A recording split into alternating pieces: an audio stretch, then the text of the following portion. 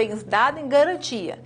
Aí eu vou anotar no livro 4, que é o indicador real, e eu vou averbar no livro 2, que é o imóvel de localização desses bens, tá certo? É o artigo 871 do Código de Normas, tá certo? Com relação aos prazos do registro, eu brinco, né, das cédulas AUAL, industrial, comercial, rural, a legislação fala para nós que são 3 dias. O nosso Código de Normas alterou o prazo, ele colocou 3 dias úteis, tá, para o registro dessas cédulas, contados da data do ingresso do título na serventia, na data que eu protocolei. Então, se eu apresentei uma cédula de crédito rural na sexta-feira, são 3 dias úteis pelo Código de Normas. Então, eu vou contar sexta, segunda e terça, os meus 3 dias úteis. Já a CCI e a CCB, o prazo é 15 dias. Lembrando que prazo 15 dias para tudo. Qualificar, se o título tiver ok, eu já faço a averbação dessa CCI, por exemplo, tá? Com relação aos 3 dias úteis das cédulas AUAL aqui na minha brincadeira, para os senhores não esquecer, 3 dias para tudo também. Então, fica atento a essa alteração do Código de Normas. O que acontece que o Código de Normas também trouxe para nós? Falou, olha, a regra é registrar em 3 dias úteis a cédula rural, industrial, produto rural, mercantil, 3 dias úteis. Mas nós podemos ter uma exceção aí quando eu vou passar para 15 dias esse prazo, quando eu estiver trabalhando num período da sazonalidade. Quando eu estiver tratando daquele período, período de safra de café, por exemplo, há uma demanda muito grande no cartório, né, desses títulos. O oficial, de forma motivada, justificada, ele vai explicar que trata de um período de sazonalidade, que houve um aumento grande, e aí ele vai ter esse direito, ele vai afastar os 3 dias úteis e vai fazer esse registro, né, esses atos na prática de 15 dias. É o que nós temos aí no Código de Normas, salvo engano, o artigo 876, mas está aí no material dos senhores, ok? Bom, encerrando cédulas, vamos passar aí para o nosso tema, que é o condomínio edilício. Vamos falar um pouquinho do condomínio, da instituição de condomínio e das incorporações imobiliárias, que é um tema também, principalmente a parte de condomínio, instituição de condomínio, que costuma ser cobrado. Só relembrando aí, o que é um condomínio? É um domínio compartilhado. Veio o Código Civil e fez a classificação, né, conforme a natureza, de 2 espécies. Colocou o condomínio comum, que é o nosso condomínio geral, o condomínio voluntário e o necessário. E trouxe o condomínio especial, que é o nosso condomínio edilício, que é o nosso condomínio horizontal. Bom, com relação ao condomínio geral, vamos pensar no condomínio geral voluntário, né? Eu e mais 2 amigas vamos adquirir um lote juntas. Então, cada uma vai ter 1/3 daquele lote. Foi um condomínio geral voluntário, né? Agora, um exemplo num condomínio necessário, no caso de herança, sucessão, né? Meus pais morrem, eu tenho 2 irmãs, e aí nós vamos ficar em condomínio necessário em razão dessa sucessão, dessa herança, dos bens deixados em razão do falecimento dele. Então, nós temos ali um condomínio necessário. Nós vamos ter situações que nós vamos analisar se a coisa é pró-divisa ou pró-indivisa.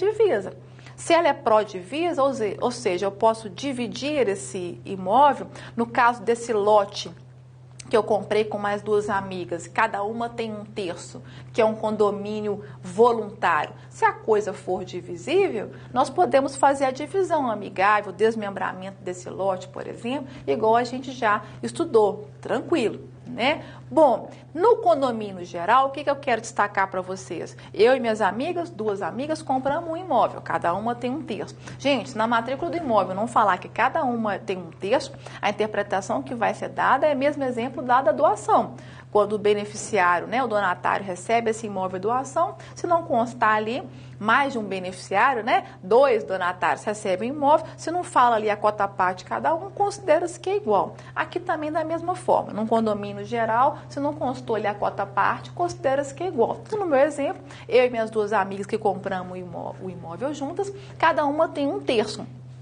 A propriedade ela é única, ou seja, o que pertence a cada condômino, nesse domínio compartilhado, é a sua fração, é a sua parte ideal, ou seja, a porcentagem. Eu tenho a proporção do todo, ou seja, eu tenho 1/3 da propriedade no seu integral. Eu não consigo, existe ali uma ausência de delimitação da coisa, de delimitação certa da coisa. Todos os coproprietários, aqui no condomínio geral, eu e minhas amigas, nós somos titulares de toda a coisa, sem delimitar, sem definir a área pertencente a cada um, tá certo? Isso é muito importante a gente frisar isso para os senhores.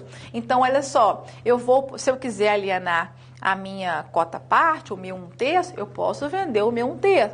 Então, a escritura vai ser lavrada da venda de 1/3 daquele imóvel. Eu não posso o quê? Delimitar essa coisa. Aonde está o meu 1/3? Definir esse 1/3. Aí eu estou fazendo parcelamento irregular do solo, tá? Se eu quiser, aí eu vou ter que fazer o quê? Aprovação do município para o parcelamento desse solo, vou fazer a divisão amigável, ok, tá bom? Mas é isso que a gente tem que guardar do condomínio geral. Muito bem. Nós estamos pensando aqui, eu e minhas amigas, em instituir um condomínio edilício. Nós vamos transformar esse condomínio geral num condomínio edilício. Nós temos que pensar sempre que existem atos preliminares ao condomínio edilício, né? Pode ter necessidade ali de uma retificação administrativa, às vezes houve ali uma divergência de área, né? Daquela área que eu tenho na matrícula com a área que constou no projeto aprovado, uma construção que vai ser feita ali. Então, vou fazer a retificação de área do artigo 213, inciso 2 da Lei 6.015, por exemplo. Pode ter o caso, essa retificação administrativa de área, uma retificação administrativa, um CPF que estava errado, né? Erro constante no momento da transposição de elementos do título para matrícula. O oficial pode fazer de ofício, meu CPF, por exemplo, estava errado. Posso ter que fazer fusão de matrículas. Eu tenho 2 lotes em matrículas distintas, né? Já estudamos a fusão de matrículas. Aí eu vou fazer a fusão dessas matrículas para poder instituir um condomínio. Porque esse condomínio especial, esse condomínio edilício, esse prédio, ele vai ser erguido nos 2 lotes. Muito bem. Então, esses são os atos preliminares ao condomínio edilício. Instituição de condomínio edilício. Está lá no provimento 260, também no Código Civil, né? Ela pode ser instituída. Essa instituição de condomínio edilício pode ser feita por ato entre vivos ou testamento.